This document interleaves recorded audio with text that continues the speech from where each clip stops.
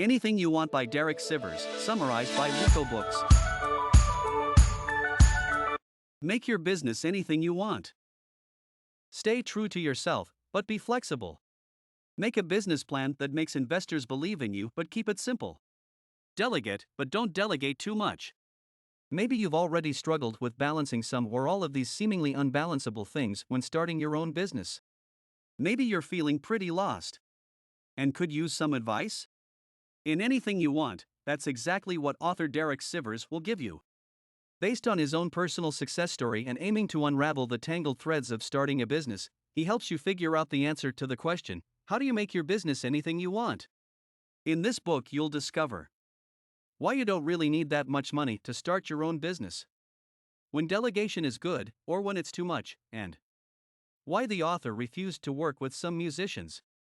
Starting a successful business means striving to improve your ideas while keeping it simple. When the author set out in the world of business, he never intended to found CD Baby, an online independent music store. In fact, he'd previously attempted several other businesses only to end up unsuccessful. So, what made this one work? A key step was realizing that the more you improve your ideas, the higher the chances are that you'll come up with one that's truly successful. The point is that if you've been promoting your perfect idea for years and it's still going nowhere, it might be time for a change. That means, if you're not getting positive feedback, and a lot of it, it's probably best to let go of your idea. Instead, you should try out new options and work to improve your ideas. Because if you're always improving, you're bound to hit on an idea that people will love. For instance, the author was totally surprised when one of his ideas suddenly caught fire among his musician friends. His hard work had paid off, and he created something that would help both himself and others. But coming up with the right idea is just the beginning. The next step is to come up with some simple numbers and build the principles of a business plan.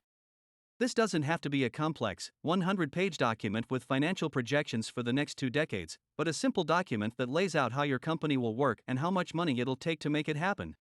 The key here is to keep it logical and easy to understand. That's because the more precisely you write, the better people will comprehend and believe in your idea. It's really not necessary to throw around complicated figures. You just need to explain how you'll make money and if it will cover your costs. For instance, when the author first set up CD Baby, he only used 2 numbers: how much it would cost musicians to list their CD on the site and how much they would make on each sale. These simple, fixed numbers were enough to calculate his projected success. Define your target audiences and tailor your business to their needs. It might be hard to settle on a specific group you want to sell products to, but defining a target market is key to meeting your customers' needs. A good strategy is to develop many small customer groups, rather than one big one, making a flexible and secure business. For instance, imagine crafting your product or service to meet the needs of a single client with the hopes that she'll invest more in your company. In doing so, you base just about every decision on her thoughts and desires. But what if she suddenly changes her mind and drops out? Your business would be in ruins because you put the needs of one customer above all the others. So, it's better to work out which group of customers is the most important and how you can satisfy the needs of the majority. By doing so, you'll be more flexible and independent, and won't suffer when one client decides to move on. As a bonus, you'll also have access to hundreds of opinions to guide your strategy. In any case, you can't expect to please everyone. In fact, as your business grows, you'll likely get lots of requests from all different types of people. When this happens, it's key to remember that you don't need to fulfill all of them to be successful. Actually, quite the opposite is true. Just stick to your principles and remember the promises you've made to your customers. So if something feels wrong, don't do it. It's absolutely fine to let some people's desires go unfulfilled. For instance, the author constantly got requests from record label execs who wanted their newest talent on the site. But he would continually refuse them since the shop was specifically designed for musicians without a label. That's because, when the site was born 15 years ago, these musicians had no other distribution options. You don't need big money to realize a big idea. When most people talk about starting a business, their focus is on securing enough money before really investing in the idea. But having zero funding can actually be a huge advantage. In fact, there's nothing wrong with financial limitations. You just need to start with the bare minimum. So, if you're hard up for cash, but you've got a grand vision for your business's future, don't worry. Money isn't what makes ideas grow. Being useful to people is, and that should be your main focus.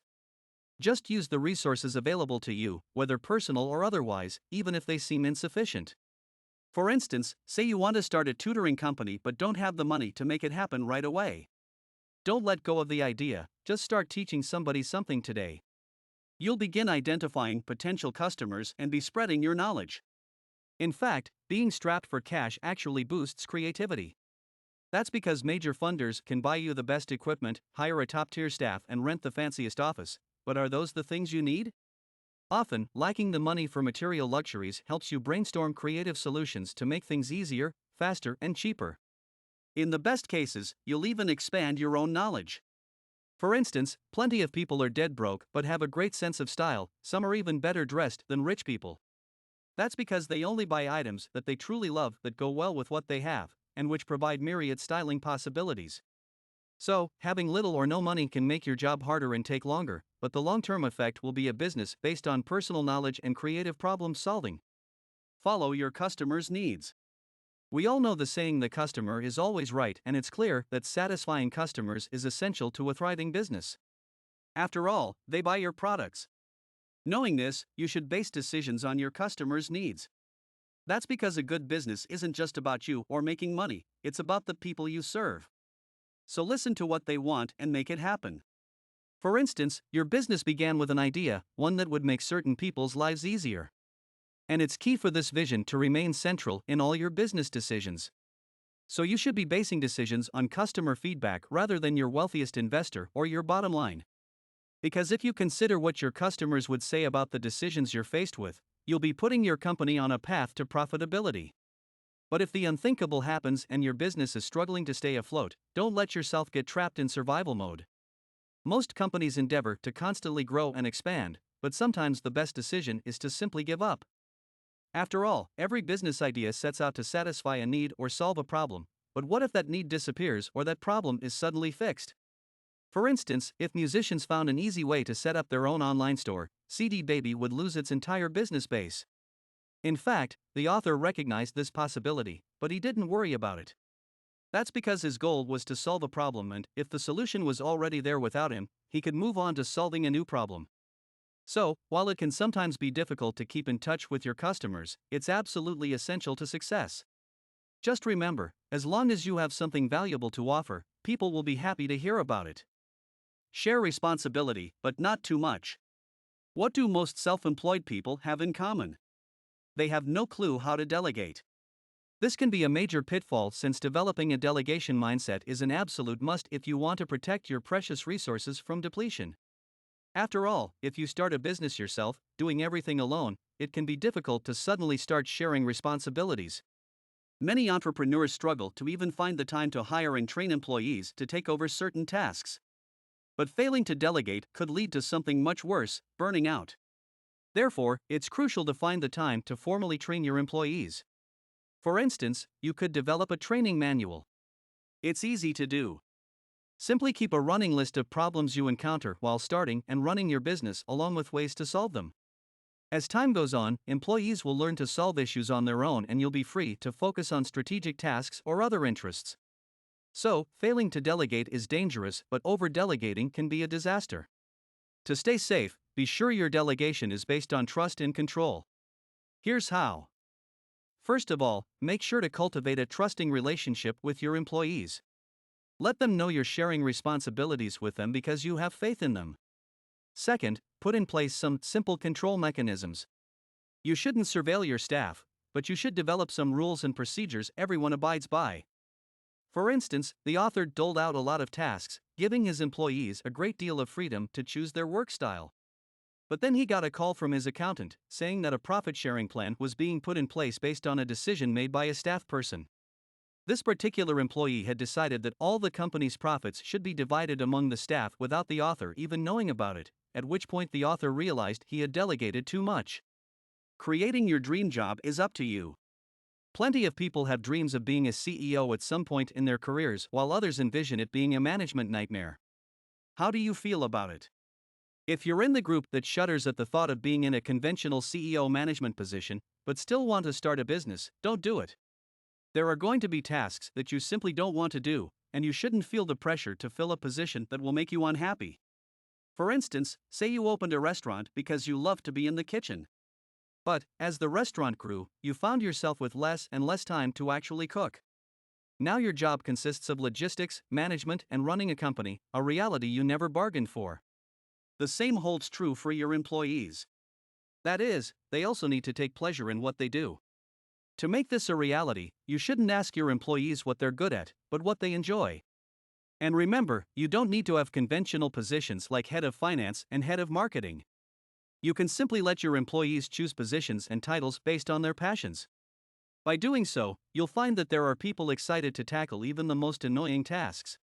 And, finally, keep in mind that traditional business strategies might not work for your way of doing things. So, whatever consultants or so-called experts might tell you, running a business is a creative task that calls for creative strategies. For example, if your only goal is to cover costs and you aren't interested in growing, that's totally fine. If you just want to run a small tech startup without any dreams of being the next Steve Jobs or being bought out by Apple, that's your decision. Even things that seem absolutely normal, such as constantly posting to social media, are still decisions you should make for yourself, without fear of judgment. Final summary. The key message in this book. Starting a successful business is just a matter of finding a great idea, harnessing the will to satisfy your customers, and creatively solving your problems. So, while it might not be the norm, forget about huge sums of venture capital and consultants, just set your mind to making your business dream become a reality. Actionable advice. Make business choices that work for you. The way you make decisions in business is personal. So, when faced with questions about your company's future, make sure you answer them in the way that works best for you. For instance, while it might be the norm to start at 9 a.m., you might find that a workday that starts later is better for you and your employees. You have been listening to Anything You Want by Derek Sivers, summarized by Wiko Books.